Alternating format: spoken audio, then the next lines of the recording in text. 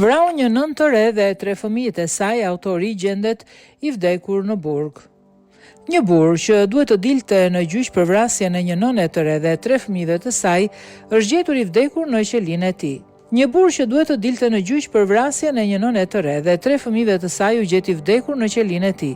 Muhamet Shabir, 45 vjeç, ishte i dënuar për 4 akuza për vrasje dhe një akuzë për tentativë vrasje. Ai u gjet i vdekur në dhomën e burgut ku mbahej në paraburgim, pasi do të gjykojë në lidhje me vdekjen e 29 vjeçares dhe 3 fëmijëve të saj vitin e kaluar.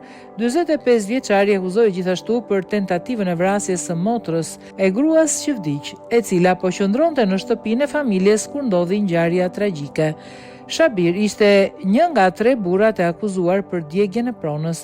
Të pandehurit e tjerë, Sharaz Ali, 40 vjeç dhe Kalum Sunderland, 26 vjeç, do të dilnin gjithashtu në gjyq për vrasje në nëntor në gjykatën e kurorës në Bradford. Treshja të gjithë nga Keighley, West Yorks, i mohuan akuzat. Mohamed Shabir vdiq në 24 shtator 2025 në burg. Avokati i popullit për burgje dhe lirinë me kusht do të hetojë ngjarjen, ka thënë një zëdhënës i shërbimit.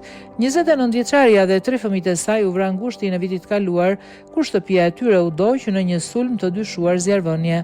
Në një deklaratë të lëshuar nga policia, familja e saj tha se ajo ishte jeta dhe shpirti i festës dhe se ajo gjithmonë do të këndonte dhe vallëzonte me fëmijët e saj, duke shtuar fëmijët e saj ishin gjithçka për të.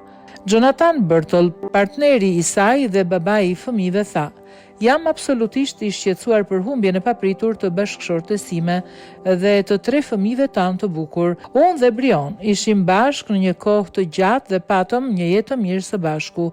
Nuk mund ta mendoj jetën pa të. Nuk do t'i harroj kurrë dhe do të jenë gjithmonë në zemrën time", tha ai.